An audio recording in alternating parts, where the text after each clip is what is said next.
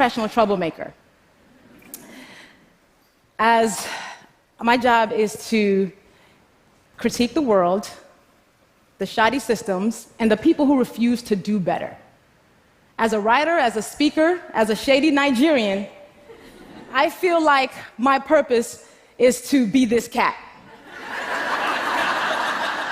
I am the person who's looking at other people like, I need you to fix it. That is me. I want us to leave this world better than we found it. And how I choose to affect change is by speaking up, by being the first, and by being the domino. For a line of dominoes to fall, one has to fall first, which then leaves the other choiceless to do the same. And that domino that falls, we're hoping that, okay, the next person that sees this is inspired to be a domino. Being the domino for me looks like speaking up and doing the things that are really difficult, especially when they're needed, with the hope that others will follow suit. And here's the thing. I'm the person who says what you might be thinking, but dare not to say. And a lot of times people think that we're fearless. The people who do this, we're fearless. We're not fearless.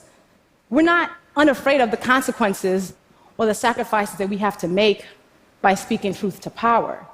What happens is we feel like we have to, because there are too few people in the world willing to be the domino, too few people willing to take that fall. We're not doing it without fear. Now let's talk about fear. I knew exactly what I wanted to be when I grew up.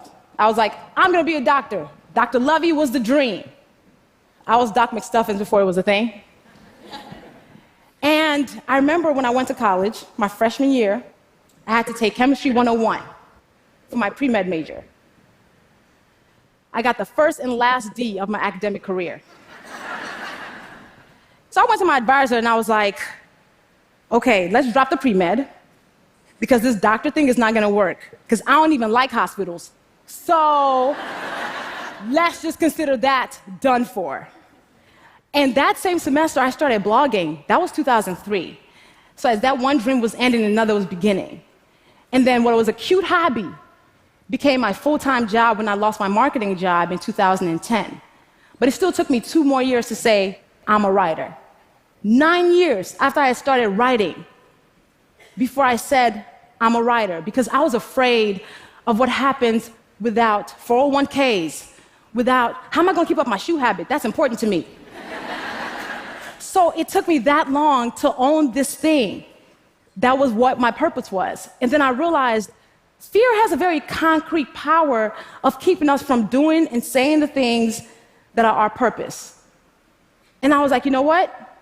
I'm not gonna let fear rule my life. I'm not gonna let fear dictate what I do. And then all these awesome things started happening and dominoes started to fall. So when I realized that, I was like, okay, 2015, I turned 30. It's gonna be my year of do it anyway. Anything that scares me, I'm gonna actively pursue it. So I'm a Capricorn. I like my feet solidly on the ground. I decided to take my first ever solo vacation, and it was out of the country to the Dominican Republic. So on my birthday, what did I do? I went ziplining through the forest of Punta Cana. And for some odd reason, I had on business casual. Don't ask why. And I had an incredible time. Also, I don't like being submerged in water. I like to be, again, on solid ground.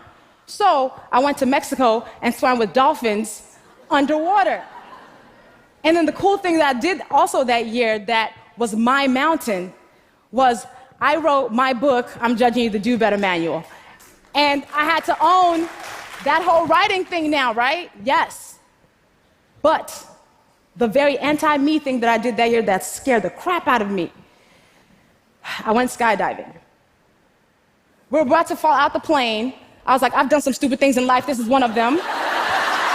And then we come falling down to earth, and I literally lose my breath as I see earth. And I was like, I just fell out of a perfectly good plane on purpose. What is wrong with me? But then I looked down at the beauty, and I was like, this is the best thing I could have done. This is an amazing decision. And I think about the times when I have to speak truth. It feels like I am falling out that plane. It feels like that moment when I'm at the edge of the plane and I'm like, you shouldn't do this. But then I do it anyway because I realize I have to. Sitting at the edge of that plane and kind of staying on that plane is comfort to me. And I feel like every day that I'm speaking truth against institutions and people who are bigger than me and just forces that are more powerful than me, I feel like I'm falling out of that plane. But I realize comfort is overrated because being quiet is comfortable. Keeping things the way they've been is comfortable. And all comfort has done is maintain the status quo. So we've got to get comfortable with being uncomfortable by speaking these hard truths when they're necessary. And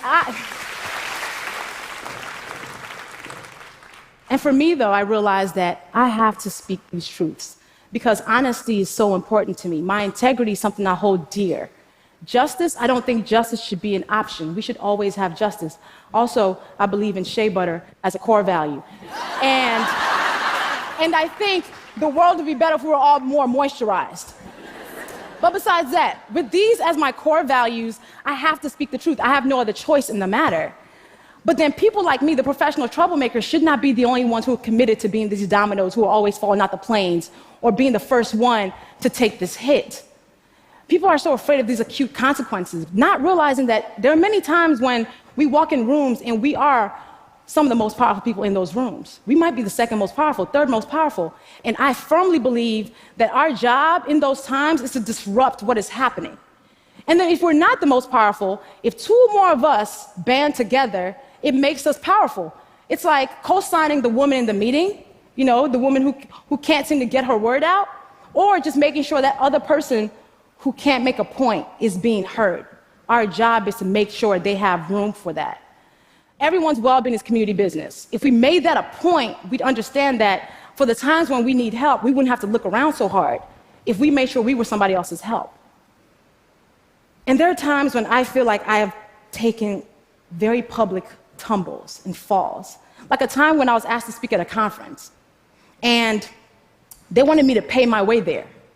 And then I did some research and found out the white men who spoke there got compensated and got their travel paid for. The white women who spoke there got their travel paid for. The black women who spoke there were expected to actually pay to speak there. And I was like, what do I do? And I knew that if I spoke up about this publicly, I could face financial loss. But then I also understood that my silence serves no one. So I fearfully spoke up about it publicly, and other women started coming out to talk about, I too have faced this type of pay inequality. And it started a conversation about discriminatory pay practices that this conference was participating in.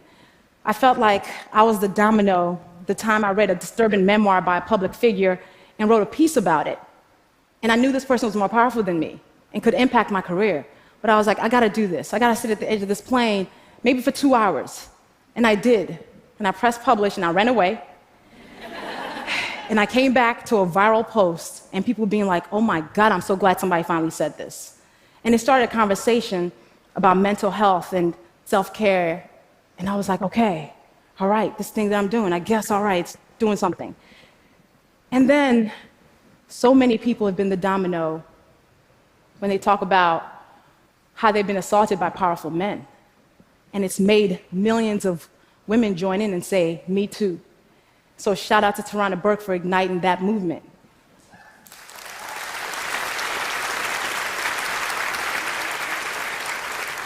People and systems count on our silence to keep us exactly where we are. Now, being the domino sometimes comes down to being exactly who you are.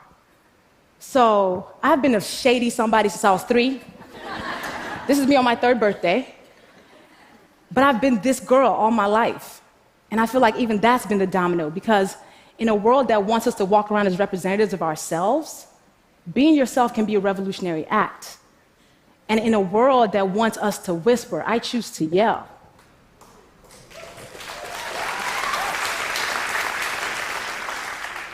When it's time to say these hard things, I ask myself 3 things. 1, did you mean it? 2, can you defend it? 3, did you say it with love? If the answer is yes to all 3, I say it and let the chips fall.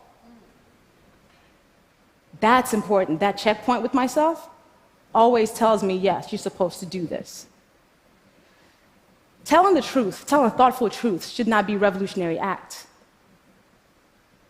Speaking truth to power should not be sacrificial, but they are.